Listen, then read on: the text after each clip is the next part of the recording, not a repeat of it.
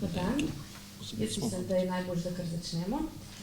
Lepo pozdravljeni na še eni od matičinih novinarskih konferenc. Na današnji konferenci bomo predstavili zgodovinske knjige, ki so z letnico 2022 išle pri Slovenski matici.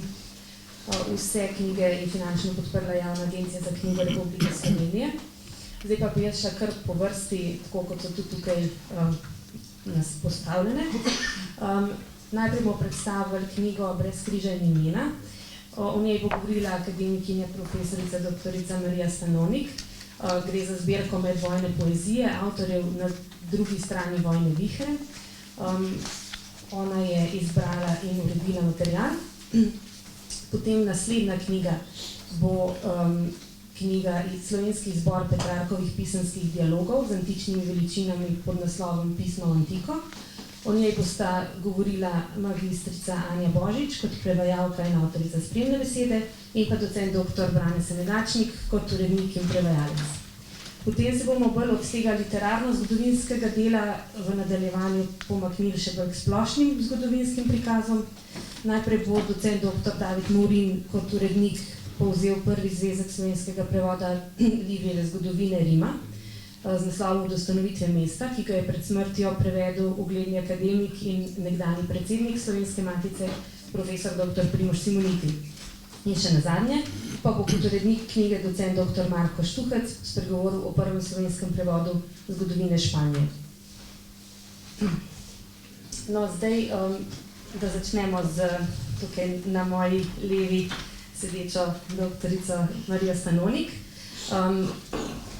Posebej avtorjev ni treba predstavljati, pač kot avtorica številnih monografij je pač poznana. V kontekstu današnje predstavitve je treba pomeniti predvsem njeno dolgoletno ukvarjanje z odporniškim pesništvom. Sodelovala namreč že pri raziskovalnem projektu na Filozofski fakulteti v Ljubljani, ki ga je leta 1970 začel profesor dr. Boris Paternu. In rezultat tega je bila leta 1987 antologija Slovensko pesništvo upora 1941 do 1945 partizanske. No in ta projekt se je potem nadaljeval na samostojno pobudo doktorice Stanonik, ki je izdala potem še nadaljnjih 6 knjig z nekim skupnim, recimo temu nadnaslovom Poezija konteksta.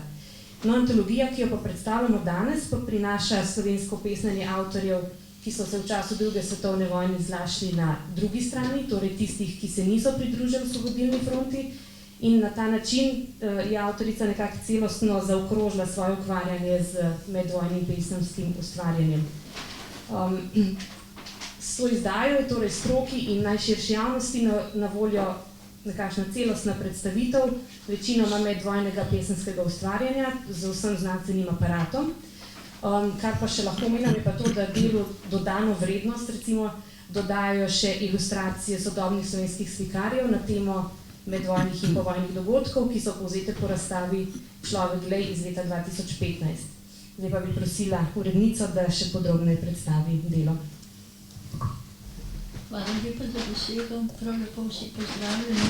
Zahvaljujem se tudi gospe urednici Zariki Snojvar-Bolšek za uvodna beseda, da mi ni treba, sem pripravila tudi jaz podobno nekako prezgodovino projekta, ki smo ga nadaljevali samostojno, nekako avtorsko ali pa na pol ilegalno pravzaprav s kolegico slavistko Zdenko Primožič, kateri se že zdaj, tako na začetku, zahvaljujem za sodelovanje, ker drugače se mi zdi, da bi tudi jaz pomagala, če se ne bi na njo opirala. Po vsem tem, kar smo slišali, no, da ne ponavljam, se da razumeti, da je bilo primerno in prav enako in enakovredno delati tudi pesninje tistih avtorjev, ki se v diferenciaciji Slovencev med drugo svetovno vojno na slovenskih tleh niso pridružili Osvobodilni fronti. Kakor je narodno osvobodilno pesništvo zbirni pojem za pesmi, ki so nastajale v partizanskih enotah, ali so jih pisali aktivisti Osvobodilne fronte v zaledju, zaporih, taboriščih in podobno, je domobransko pesništvo v navedenem kontekstu razumeti kot zbirni pojem za vse medvojne organizirane skupine, ki so javno ali prikrito nasprotovale Osvobodilni fronti. To so prvo nacionalna ilegala, legija, vaške straže, četniki, domobranci. Dolgo sem nameravala metodološko enakopravno in z enako akribijo, kot je bil obdelan partizanski korpus, analizirati tudi domobranskega, da bi bili rezultati med seboj čim bolj primerjalno zanesljivi. To se ni čisto posrečilo, pa vendar zdaj mislim, da je na razpolago gradivo in bo vsak lahko dobil na obeh straneh samostojno razlago in predstavo. V primerjavi z gradivom iz prve strani, da več ne razrečem stvari, no, skratka, Osvobodilnega gibanja ljudske komunistične revolucije, je iz nje nasprotne strani zaradi izrednih razmer po koncu druge svetovne vojne v arhivih ohranjeno veliko manj gradiva. Vendar ne malo, zbrano je vse okrog 3000 pesemskih besedil iz vseh znanih, razpoložljivih in dostopnih virov, od različnih političnih oziroma vojaških skupin, ki se niso strinjali z usmeritvijo OF in so delovali mimo nje ali proti njej. S kolegico Zdenko Primožič smo preverili in preiskali vse dostopne vire, Inštitut za zgodovino delavskega gibanja, sedaj Inštitut za novejšo zgodovino, rokopisni oddelek NUK-a, Arhiv Republike Slovenije, Muzej novejše zgodovine v Ljubljani in ustrezno arhivsko gradivo v številnih pokrajinskih in krajevnih muzejskih zbirkah. Le do gradiva iz bogate zbirke Janeza Arneža po njegovi volji nismo mogli. Intimnega gradiva, ki v danih okoliščinah ni bilo za javnost, avtorji niso imeli kje shraniti, niti časa komu ga izročiti, ko so v strahu in begu pred osvoboditelji jemali s seboj le najnujnejše, še toliko manj tisti, ki so bili odpeljani v smrt. Prizadevanje za sodelovanje z Novo slovensko zavezo ni rodilo sadu, zato je bilo mogoče priti le do redkih tedaj še živih avtorjev. Zavedno je izgubljeno, kar bi avtorja ali posamezno pesem bolje osvetlilo, zato je morda kakšen podatek pomanjkljiv ali celo napačen. Tudi dopisovanje s rojaki v Argentini ni pravega učinka. Le redkim se je sicer posrečilo kaj rešiti na tuje. Tukaj navedeni viri v prepisih kažejo, da je veliko pesemskih besedil obtičalo v uredniških mapah, največ v uredništvu Slovenca, ki ga hrani Arhiv Slovenije, druge so bilo objavljene v mladinskih glasilih, tretje so pristala v javnih arhivih pod oznako Nasprotniki NOB. Večina avtorjev ni znanih, veliko jih je izgubilo življenje že med vojno ali kmalu po njej. Tudi tisti, ki so ostali, so danes že pokojni. Veliko jih je s psevdonimi, tako da je znanih samo 67, 8 od teh sem jih našla od pokojnih v seznamu pod Mačesnovo Gorico, ki je bil dostopen pred nedavnim. Anonimnih je 61, skratka, avtorstvo je tukaj zelo pisano. No. Potem merila za izbrana besedila so bila snov, nujnost ali izvirnost motivike, poskus zgodovine misli čustev, ker se čustva menjajo od začetka vojne pa do konca, se zelo spreminja ta notranji habitus avtorjev. Zato je, če je le mogoče, upoštevana tudi kronologija, kolikor ne škoduje kompoziciji posameznega razdelka. Seveda so upoštevani tudi nazorski, politični, vojni, družbeni, predmetni, kulturni in duhovni kontekst. Pri avtorjih pa sta, na primer, duhovnik vojak. Izobrazbo praviloma razkrivata besedišče in poetika, ki je imela prednost pri uvrščanju besedil v antologijo. Medtem, ko je NOB pesništvo nastajalo v gverilskih okoliščinah, v zaporih, taboriščih, kakor je dokumentirano v komentarjih poleg objav v Patanujevi antologiji 4 knjig, in je zato očitno propagandno, v neposrednosti izraženo ganljivo globoko, a tudi skrajno surovo in trdo, je splošen vtis, da je v domobranskem opusu več mehkobe in kultiviranosti. Višjo poetično raven dokazuje nenavadno veliko sonetov, kar je pripisati praviloma bolje urejenim okoliščinam, večinoma v bolj civiliziranem okolju, v katerih so pesmi nastajale, med njimi članstvo dijakov v katoliških organizacijah, v katerih so spodbujali njihovo literarno udejstvovanje in postopni večkratni selekciji besedil. To ni avtorska antologija, zato se dve ali več pesmi posameznega avtorja le izjemoma znajdeta skupaj, naprimer Franceta Valantiča in Antona Seliškarja, ki je res odkritje te antologije. To ni Tone Seliškar, ki ga poznamo z partizanske strani, pa recimo po pesniški zbirki Trbovlje, ampak je Anton Seliškar z izjemno kvalitetnimi pesmimi, tako da bi res zaslužil samostojno zbirko. Pesmi nekaterih avtorjev se hranijo na obeh straneh. To je tako zanimivo odkritje, premisleka vredno. Pesmi so razvrščene v 7 razdelkov. Najprej domovinska tematika, potem je tiste, ki so izgubili dom, izgnanci, izseljenci, zaporniki, taboriščniki.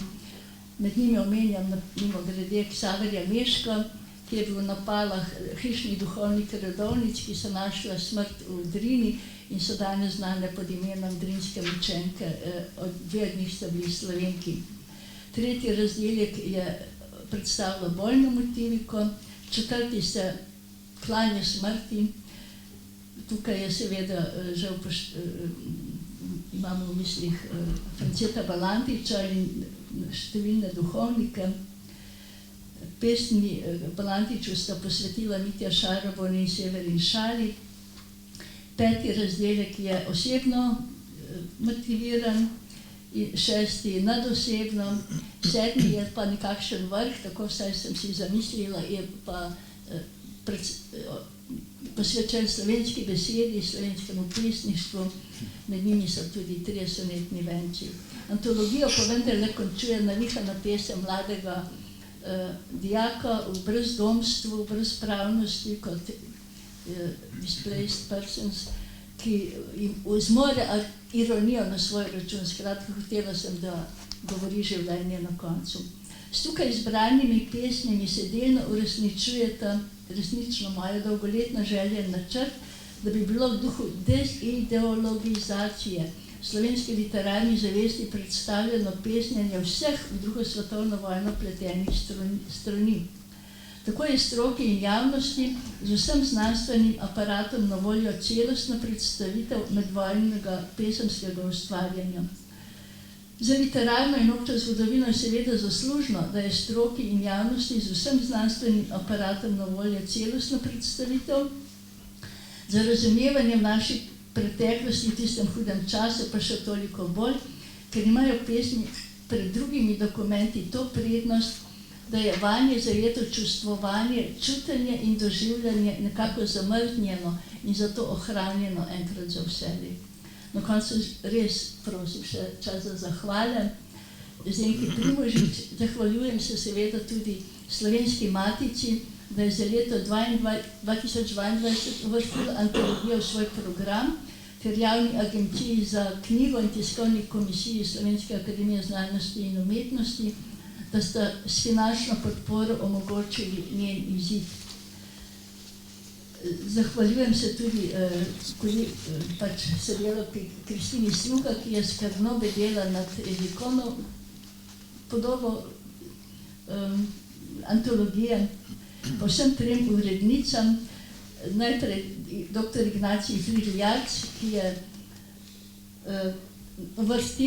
je dosegla, da je knjiga pri Slovenski matici bila uvrščena v program, potem Miljani Cunta, ki je pripravila vse za, da je knjiga dobila podporo Javne agencije za knjigo, in Zaviki Snoj-Vrpovšek za skrbno pripravo, uredniško delo pri pripravi knjige. Hvala lepo vam.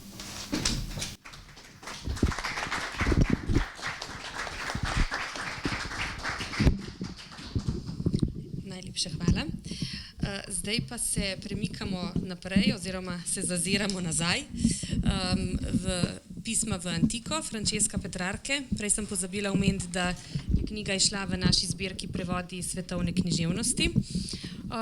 Kar je tukaj zanimivo, je, da je, čeprav je Francesco Petrarka danes slovi predvsem kot mojster sonetizma, so mu v njegovi dobi slavo in ugled prinesla zlasti njegova številna latinska dela in tudi zaradi svojih prizadevanj za obujanje književnosti klasične antike velja za očeta humanizma. In sredi njegovega obsežnega in zvrstno raznolikega opusa v latinščini pa so zlasti pomembna prav njegova pisma, ki jih je po vzoru Senekovih in Ciceronovih pisem oblikoval v dve obsežni zbirki, v Epistole Familiares in Epistole Seniles. In čeprav je ta njegov latinski opus precej obsežnejši od italijanskega, pa je tudi v svetovni literaturi ostajal zelo precej zapostavljen, kar skuša popraviti med drugim tudi ta pričujoči prevod, ki prinaša izbor pisem iz njegove prve pisemske zbirke, torej pisma prijateljem. V njih se Petrarka zapleta v literarne dialoge s ključnimi ustvarjalci antične književnosti, jih občuduje, hkrati pa tudi graja in jih tako ne prikazuje idealizirano, ampak v njihovi človeški nepopolnosti. To je nek tak kratek opis. Zdaj pa seveda prosim oba avtorja, ki sta pripravila to delo, da podrobneje predstavita. Ja, hvala lepa. Seveda, kar je najbolj potrebno poudariti pri tej knjigi je to, kot že rečeno, da to so pisma, ki jih je Petrarka pisal v latinščini, česar pri nas pač ne poznamo, ker bolj poznamo njegov opus, ki se ga prevaja iz italijanščine.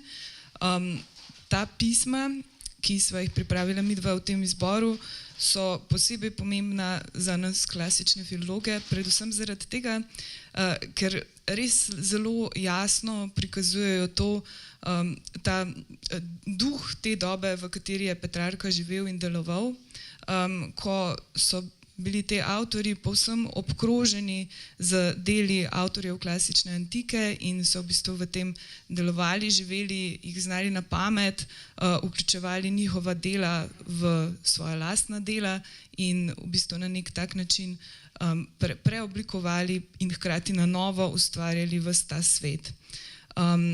Najin izbor vključuje torej ta Petrarkova pisma, ki so v bistvu napol fiktivna in jih je pisal znanim avtorjem klasične antike.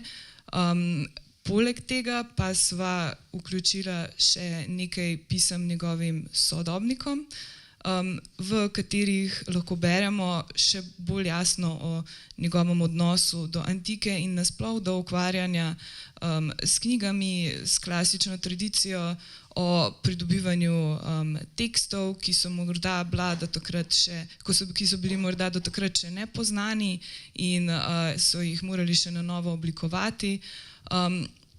Zato ta knjiga vključuje tudi precej podroben aparat z opombami, ki potem lahko nam dodatno osvetlijo to znanje ali včasih celo neznanje o teh avtorjih. Poleg tega pa imamo še spremno besedo o nastanku te zbirke, ki si jo lahko še preberete v knjigi. Kar je še posebej tudi čarobno pri Petrarkovih pismih je to, da se nam nekako zdijo zelo sodobna danes, ko jih beremo. Namreč poleg te zagledanosti v klasično antiko in v preteklost, ki jo on ves čas povzdiguje v primerjavi s sodobnostjo, še bolj pa v primerjavi z dobo tik pred njim, torej srednjim vekom, med tem beremo njegove tožbe nad nevednostjo sodobnosti, nad tem, kako v današnjem času ne znajo več njegovi sodobniki prisojati enake vrednosti knjigam, znanju in sploh vsemu, kar je povezano z literaturo, v primerjavi s tem, kot so to znali v antiki. Poleg tega so ta pisma napisana v posebnem slogu, ki je včasih tudi težko prevedljiv. Zato se moram jaz tudi lepo zahvaliti svojemu soprevajalcu, ki mi je pri tem izredno pomagal. In pa seveda tudi celotnemu našemu oddelku, ki je v bistvu prispeval za to, da smo se sploh začeli ukvarjati tudi z latinskim delom njegovega opusa.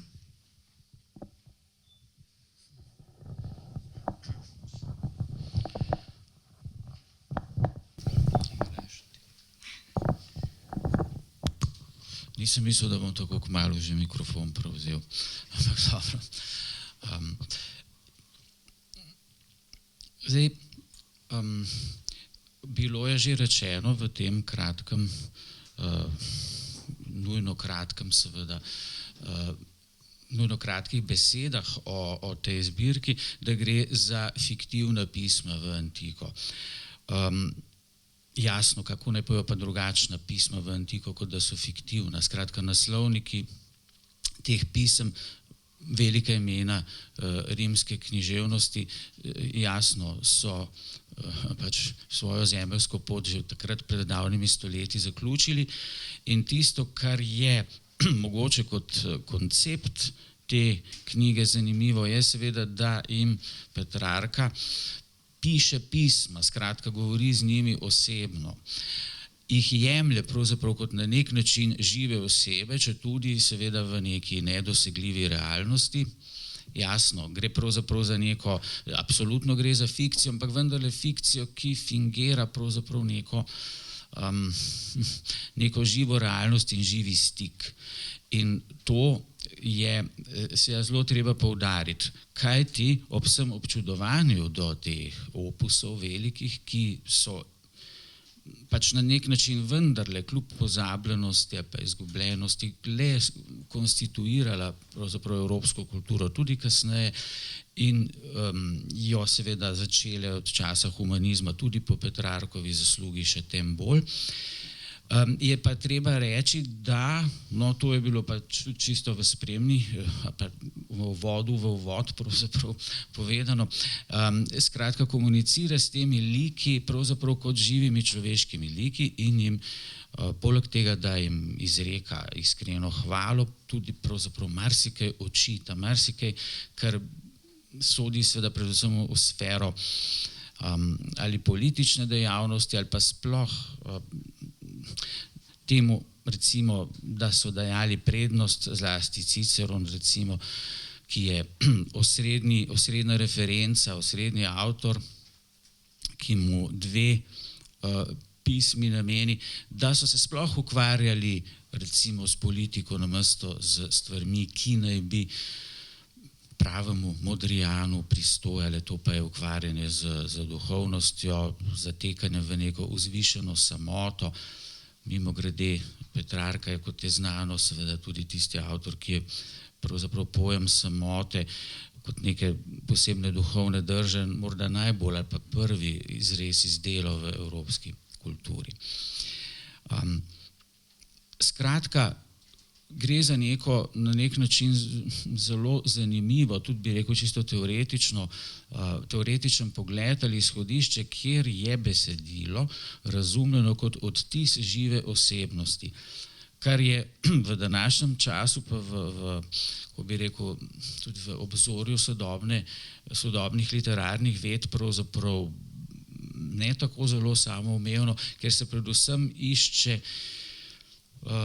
iščejo socialne realnosti, ki določajo neko besedilo in se besedilo razume predvsem kot nek efekt sistema vrednot in njim pripadajočih označevalcev. Pismo kot tako, še tem bolj, če je poslano nekam v večnost, pa izraža pač prepričanje, da je pravi avtor besedila in pravi smisel besedila individuum, ki je ineffabile, če še je latinsko besedo uporabim, ko ravno o latinskih besedilih govorimo. Skratka, je neizrekljiv, je neizrazljiv s sistemom, je pa izrazljiv s slogom in to je, mislim, nekaj, kar zelo očitno veje iz teh besedil. Le stil selon même, slog je človek sam, v slogu se prepoznava in bolj, ko je ta slog živ, bolj, ko je bogat, bolj, ko je gost, tem izrazitejša je tista osebnost, ki stoji za tem besedilom. In mislim, da je utkanega pravzaprav več napora, plemenitega, na nek način prijetnega napora v ta prevod, kot je pa mogoče po rezultatu samem vidno. To je zdaj samo hvala, seveda, ker mislim, da je prevod deluje slovensko, deluje lepo, deluje mogoče celo lahkotno in tak v resnici tudi je v izvirniku, vendar je ta lahkotnost ali pa preprostost navidezna. Namreč besedila govorijo v glavnem o znanih rečeh, govorijo na način, ki se nam zdi dostopen, mogoče celo domač. Toda, ko skušamo to prevesti v slovenščino na tak način, na tak preprost, direkten način, nenadoma vidimo, da smo pravzaprav vse izgubili, da sploh nismo dosegli tega, kar smo želeli in da je ta preprostost pravzaprav izredno bogata in stkana iz vse polno uvidov, skritih misli, skritih predstav, ki na nek način, skriven način, in to je ravno skrivnost sloga, bogatijo tisti izraz. No in poskusi pri tem prevodu so šli seveda predvsem v to smer, kako bi temu preprostemu stilu omogočili, da bi ostal preprost, pa da bi hkrati ne izgubil vsega bogatstva, ki ga v izvirniku ima. Jaz moram pa seveda reči tudi to, pa ne, da bi vračal poklon, zdaj pa zahvalo, ampak da sem seveda vesel, da se tudi v mladi generaciji pojavi kdo, ki ima izrazito afiniteto do teh vprašanj, ki ga ta vprašanja pravzaprav zanimajo, privlačijo, ali pa ta vprašanja, ti izzivi, kako pravzaprav prevajati slog v literaturi, ki je ja srce literature. Brez tega pač razlike med literaturo in drugimi besedili ni. In tako da me navsezadnje tudi že kot latinista v zrelih srednjih letih, ali kaj ne rečem, v poznih srednjih letih v bistvu veseli, da je tovrsten odnos do teh besedil še vedno živ.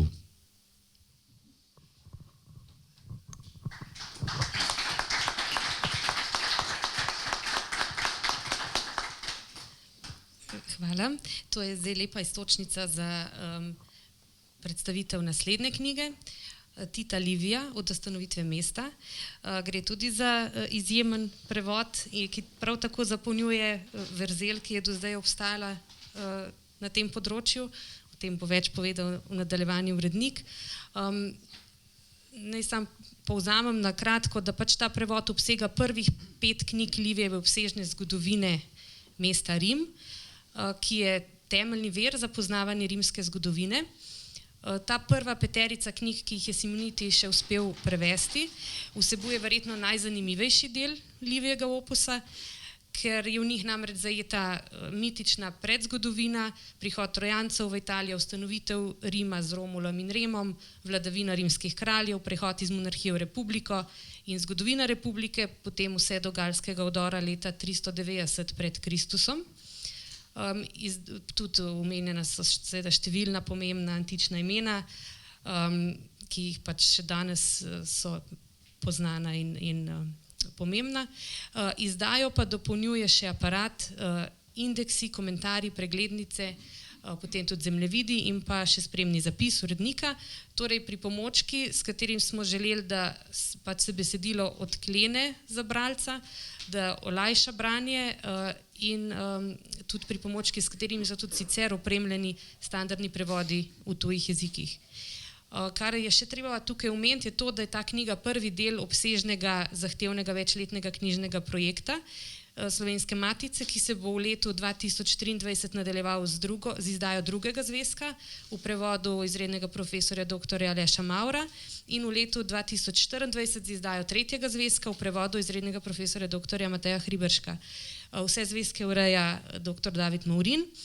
Načrtujemo pa, da bomo potem ta projekt nadaljevali še v prihodnjih letih, tako da bomo nazadnje imeli prevedeno celoto Livijeve zgodovine. Zdaj pa prosim urednika za nadaljne pojasnila. Najlepša hvala za ta uvod. Dejansko vse to, kar je kolegica tukaj povedala, to je neke vrste prazničen dogodek. V slovenščini smo imeli doslej Tacita, imeli smo Salustija, imeli smo Svetonija, imeli smo še eno serijo drugih tekstov, ki se tako ali pa drugače nanašajo na rimsko zgodovino. Nismo imeli pa kneza rimskih zgodovinarjev, včasih rečejo raziskovalci, Tita Livija. Jaz se prav spominjam se, pred par leti smo imeli neke vrste majhen simpozij ob 2000-letnici Ovidijeve smrti. Profesor Gantar je prišel, njegova prva stvar, ki jo je povedal, je bila, da je vesel, da smo se tukaj dobili ob Ovidiju, ampak da mu pa ni bilo ljubo, da je 2000-letnica Livijeve smrti pa v Sloveniji takrat minila brez odmeva. Tukaj je zdaj en majhen poklon temu, en majhen obliž, bi rekel, na tisto rano. Da si predstavljamo mogoče, kakšen opus je tukaj pred nami kot neke vrste vrh ledene gore, je treba povedati, da je imel Livijev projekt od ustanovitve mesta. Mesto je seveda mesto Rim, edino mesto, ki ga na ta način v antiki pravzaprav izgovarjamo, zato ga je, moram reči, duhovita oblikovalka postavila s takimi velikanskimi črkami na naslovnico. Ta njegov projekt je imel 142 knjig. 142 knjig, seveda v antičnem pomenu besede, predstavljati si morate zvitek, volumen, ki se navije in je potem dolg tja do 10 metrov. Približno 5 knjig gre v eno tako knjigo, kot jo imamo pred sabo. Ta opus je bil že v antiki tako strahovito impozanten, da ga predstavljati si morate logiko tistega časa, skratka ni tiska, pripisovanje je izredno drago in tako naprej, da je že v antiki začel krožiti pravzaprav z izvlečki. Krožili so tako imenovane perijohe, kar je pomenilo, da so v neki točki te krajši izvlečki začeli nadomeščati to besedilo. Tam in tam se je kakšen pisar odločil, da potem izvirnika pravzaprav ne bo niti pripisal in je ta izvirnik za nas danes zgubljen. Za nas je ohranjenih še 35 knjig, knjige od 1 do 10, prvih 5 je tukaj pred nami, smo rekli, pa od 21 do 45. Tisto vmes pa imamo predstavo, imamo ohranjene te perijohe, ampak teksta pa nimamo. In ta tekst je zajemal praktično vse.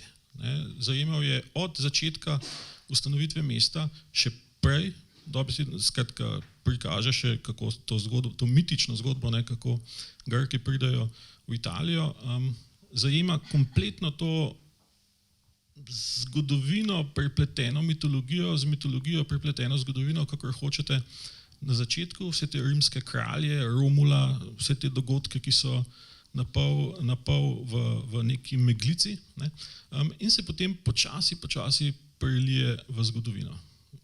To je nekaj, kar so že v antiki prepoznali kot velikanski dosežek. Plinij mlajši v enem pismu svojega dopisovalca sprašuje, če je že slišal za nekega človeka, ki je prišel iz takratnih Gadov, ki je prišel iz skrajnega, ki je prišel iz skrajnega konca sveta, od Atlantika v Rim, zato da bi videl Livijo. In ko ga je videl, je odšel nazaj v Atlantiko. Tako da predstavljate si pot v tistem času. Neke vrste super zvezdnik je bil že takrat. To je seveda pomenilo tudi neko izredno strahospoštovanje. To je bil seveda razlog, zakaj ga tako dolgo v slovenščini nismo imeli. To pa seveda dejstvo, da je neke vrste mojster sloga. Livij je imel neke kvalitete, za katere še danes pravzaprav ne vemo čisto točno, kaj so sploh bile. Pri antičnih piscih beremo, da se pri njem najde, Livij je bil iz Padove, in rečejo, da se pri njem najde neka patavinitas, neka padovanskost. Celi članki se pišejo na temo, kaj ta patavinitas je. Vsekakor je slog mojsterski. To in pa to strahovito dejstvo obsega je pomenilo, da se ga do pred kratkim ni nihče drznil dotakniti. Profesor Simoniti je sklenil v to jabolko ugrizniti, on je predaval večji del svoje kariere, tudi rimsko historiografijo, bil je mojster za to področje in je sklenil po upokojitvi začeti s tem projektom. In je začel in je kar lep čas na tem delu, potem je pa infarkt in je v neki točki ugotovil, da bo moral prej končati in je potem brusil teh prvih 5 knjig.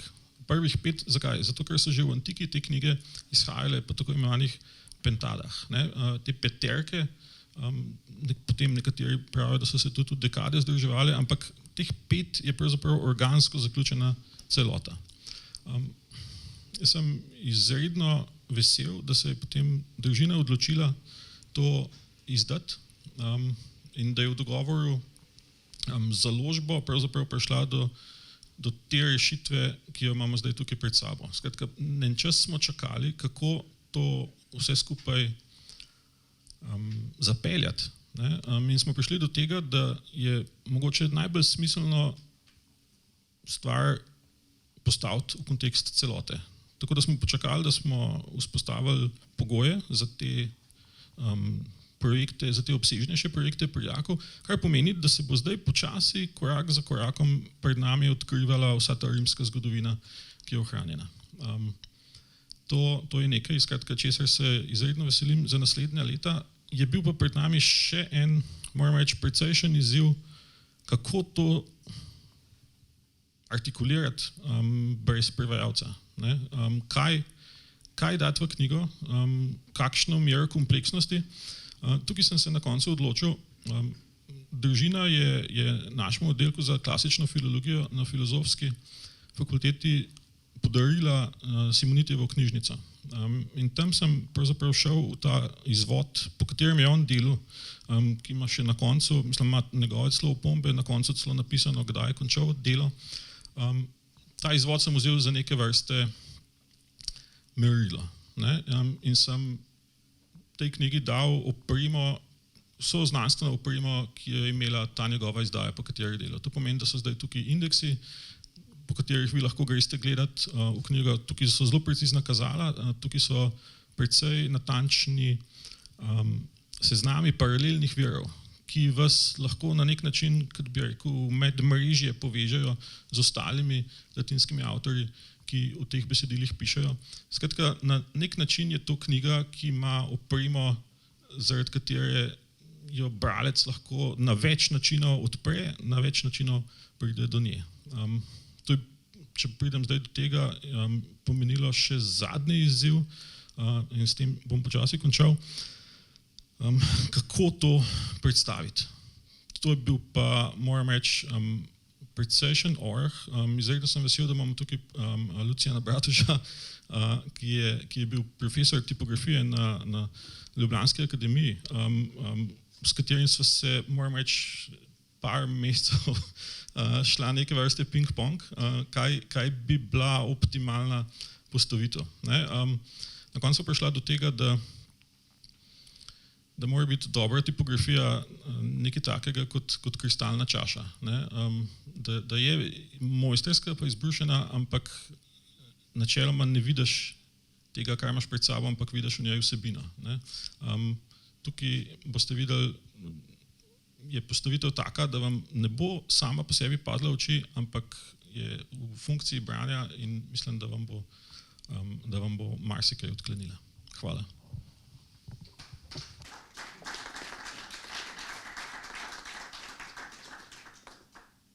Najlepša hvala. Tudi jaz se veselim nadaljevanja tega obsežnega projekta. Zdaj pa se premikamo še k enemu celovitemu zgodovinskemu pregledu. Gre pa seveda, kot že rečeno, za zgodovino Španije. Ta knjiga je izšla v zbirki Matice Zgodovina držav in narodov. Pardon, nisem vklopila. Gre pa za pregled zgodovine Španije od prazgodovinskih kultur do drugega desetletja 21. stoletja. Ta pregled je namenjen najširšemu krogu bralcev, ima tudi zelo pregledno strukturo. Uvodoma ima obsežno zgodovinsko kronologijo, ki bralcu olajša časovno orientacijo, potem pa tri avtorji, Valdeón, Pérez in Juliá. V preglednih poglavjih predstavljajo posamezna obdobja španske zgodovine, tako z političnega kot socialnega, gospodarskega, kulturnega zornega kota. Knjiga je še toliko bolj pomembna, ker sintetičnega pregleda španske zgodovine v slovenskem jeziku doslej še nismo imeli. Zato je treba izpostaviti, da je napisana uravnoteženo in da posebej opozarja tudi na notranje razlike v Španiji, med drugimi na posebnosti v razvoju Katalonije, Baskije in Galicije. Posebna pozornost je namenjena tudi zgodovini 20. stoletja, španski državljanski vojni, Frankovem režimu in političnem razvoju po Franku. Pa še to, knjiga uživa v Španiji ugled ene najboljših sintez španske zgodovine in je tam doživela več ponatisov, tako da upamo, da bo tudi pri nas podobno uspešna in sprejeta dobro med bralci. Zdaj pa prosim še urednika, dr. Štuhca, za podrobnejšo predstavitev. Ja, zdaj ste vi pravzaprav že vse povedali, kaj je treba povedati. No, prvič, jaz nisem edini urednik, drugi urednik, ki je bil pravzaprav večji delež pri tem, je profesor dr. Peter Vodopivec, ki je pač danes zaradi drugih obveznosti odsoten, zato pač bom jaz to knjigo na kratko predstavil. Zdaj, kot je že gospa Snoj rekla, ne gre za sintezo, sicer za prvo sintezo španske zgodovine v slovenskem jeziku. Zdaj ta sinteza, kljub temu, da je delo treh avtorjev, so tri različni avtorji, ki so že glede na to, da se ukvarjajo z različnimi obdobji, je seveda način, kako predstaviti posamezna obdobja, že zaradi tega pravzaprav na nek način lahko različna, ampak kljub temu je ta sinteza zasnovana tako, da skoraj da brezšivno pripelje bralca skozi približno 1500 let zgodovine, recimo temu Pirenejskega polotoka, pač pa dobro, področja današnje Španije. Zdaj, to je prva kvaliteta, je ta narativna struktura, ki je bralcu zelo prijazna, ampak kljub temu, da je knjiga zasnovana kronološko, kar je seveda smiselno za tak tip sinteze, ni oblikovana ali pa ni zasnovana problemsko ali tematsko, ampak je dejansko gre v resnici od prazgodovinskih kultur preko antične zgodovine, ampak ti dve časovni obdobji sta pravzaprav zelo na kratko obdelani. Prava španska zgodovina se je pravzaprav začela z vizigotsko naselitvijo. No, torej, kljub temu, da je temeljna struktura kronološka, pa je znotraj te kronološke zasnove pravzaprav so vsi tri avtorji zelo dobro povezali različne segmente vsakokratne zgodovinske realnosti. To se pravi, zelo dobro so obdelali tako politiko kot gospodarstvo, družbo in kulturo, ampak pri tem ne gre samo za to, da so družbo, politiko, gospodarstvo in kulturo obdelali, gre v bistvu za to, da so ti različni segmenti zgodovinskih realnosti pokazali v medsebojnem součinkovanju, v medsebojni sintezi.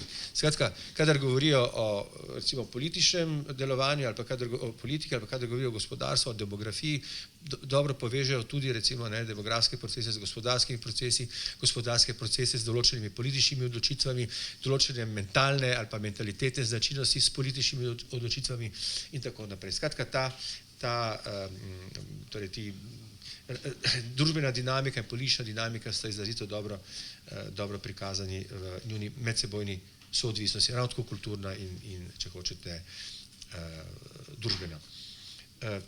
Ravno tako je odlika te knjige zelo smiselna notranja členitev, se pravi notranja periodizacija.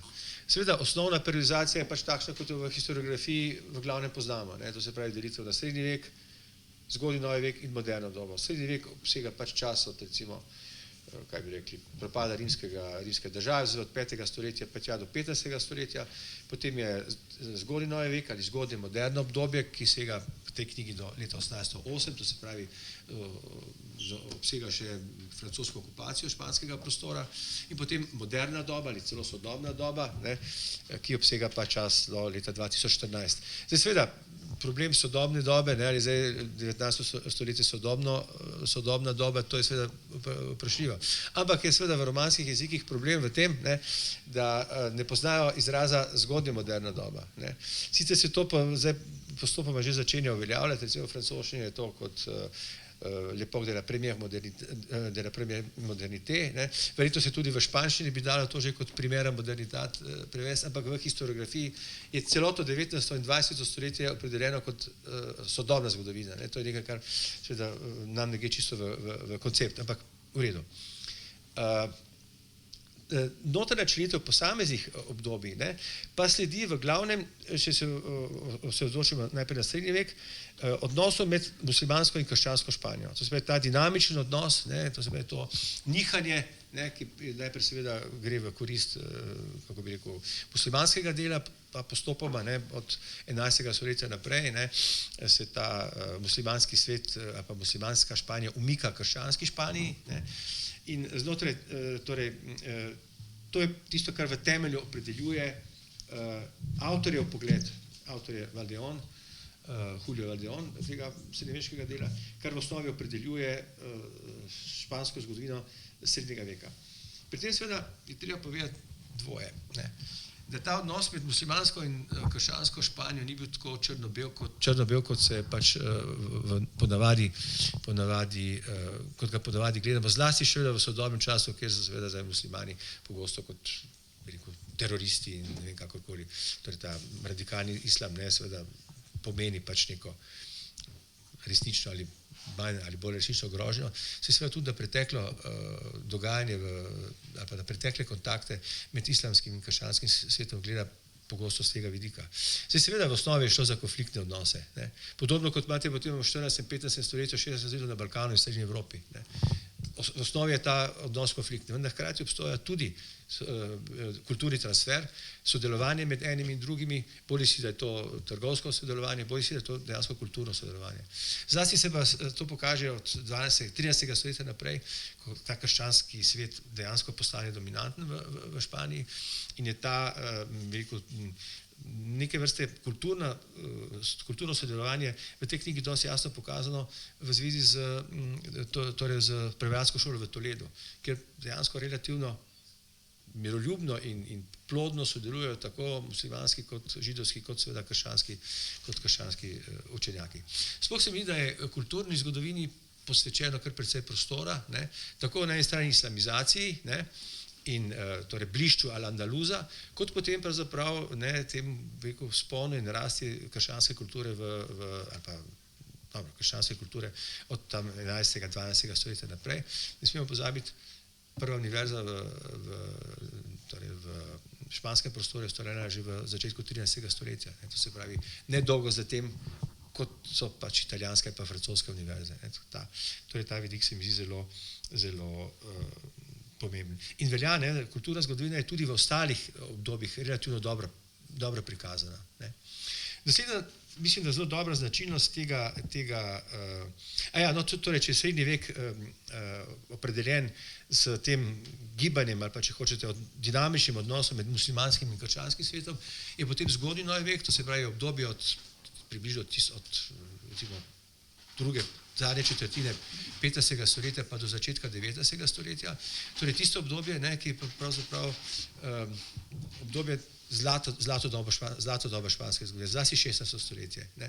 V političnem smislu je to nastanek in oblikovanje španskega imperija, ne. V kulturnem smislu je to siglo del oro, ne, to se pravi zlata doba španske literature, gledališča, ne, zlasti doba 16. potem tudi 17. stoletje. Medtem ko 18. stoletje, ne, opredeljujejo jih pa kot torej, avtori, ne, avtor Pérez, ne, ki je sicer bil profesor v Bordeauxu, sin španskih imigrantov, opredeljuje pa to obdobje na eni strani vladarske osebe, to se pravi najprej Trastamare, potem Habsburžani, ne, in oblikovanje imperija in zadnje obdobje razsvetljenstva. To je poskus, ne, ko pravzaprav Španija v času, ne, torej v zgodnjem novem, ko Španija iz pravzaprav centralne evropske države, evropskega hegemona, ne, postopoma pade na evropsko periferijo. V smislu tako gospodarskem, političnem kot vojaškem smislu. Ne. In ta poskus 18. stoletja, razsvetljenski poskus, ki zelo spominja, pa ne poskus, ampak do neke mere celo uspešne reforme, bi rekel, kar malo spominja, ne, na terezijanske reforme v Habsburški monarhiji, zelo podobni ukrepi so, ne, sicer z drugačnimi učinki, ne, ampak torej ta težnja, ne, razsvetljenskih politikov in razsvetljenskih ministrov, ne, Španijo modernizirati, ne, je zelo izrazita. Seveda se Španija modernizira v tem smislu, da dejansko postane centralistična država. Ne. Šele v 18. stoletju je dejansko konec te pisanosti politične kulture, torej zlasti politične, ne, pisanosti, ki je značilna tako za srednji vek kot za velik del zgodnjega novega veka. Ne. Aragon, ne, ima pravzaprav vse tja do nastopa Bourbonov v začetku 18. stoletja svoje posebne privilegije, ne, ki se jih poskuša tudi zelo torej, oklepati, ne. Ampak ta modernizacijski pritisk 18. stoletja te regionalne značilnosti v precejšnji meri nivelizira. Potem seveda imamo pa 19. moderno dobo, sodobno dobo, ne, za katero so pa spet značilni na eni strani izrazito to, kar je značilno za celotno evropsko periferijo. Ne. To se pravi ta, kaj bi človek rekel, politična nestabilnost, prehajanje od liberalnih režimov in republikanskih do monarhičnih torej monarhičnih in reakcionarnih režimov, ne, velja isto za 20. stoletje. Ne. To se pravi, od republike do monarhije, od vojaških diktatur do demokracije, od demokracije ponovno do diktature. Ne. Vse to obdobje 19. in 20. stoletja do konca frankizma, ne, je jedno obdobje relativne politične nestabilnosti. Ne. Seveda frankizem prinese stabilnost, to je jasno. Ne. Hkrati prinese izolacijo, ne. In obdobje frankizma se mi zdi, da je v tem delu zelo dobro pokazano. To je vse od gospodarskih do, kaj bi rekel, kulturnih, ne, prvin tega političnega sistema. In tu se seveda spet pojavljajo določene zgodovinske paralele, ne, z recimo tem balkanskim prostorom. In zaključuje se pa seveda knjiga z relativno, kaj bi rekel, težko, ampak vendar je uspešno pot v demokracijo. Ne. Španija se je dejansko od konca 20. stoletja ne samo demokratizirala, ampak dejansko modernizirala. Tako glede svoje ekonomske strukture, kot glede recimo vloge, glede rodnosti. Ne. Rodnost je izrazito padla, ne. To je to, kar je eno znamen modernizacij, povezana pa s vstopom žensk na trg delovne sile. Tako da imamo, lahko rečem, mislim, da zelo dobro, zelo uravnoteženo, ne, zelo neideološko predstavitev približno 1500 let zgodovine ene velike in pomembne evropske države, ne, ki pravzaprav vedno, ne, v kulturnem smislu pa pravzaprav vedno pomenila neko jedrno državo. Ne. Hvala lepa.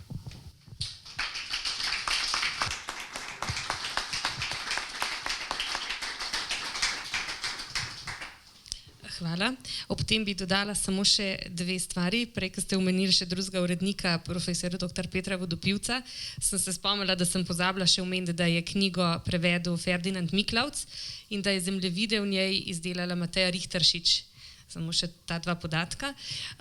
Drugače pa bi s tem zdaj, ne vem, če ima kdo še kakšno vprašanje iz publike.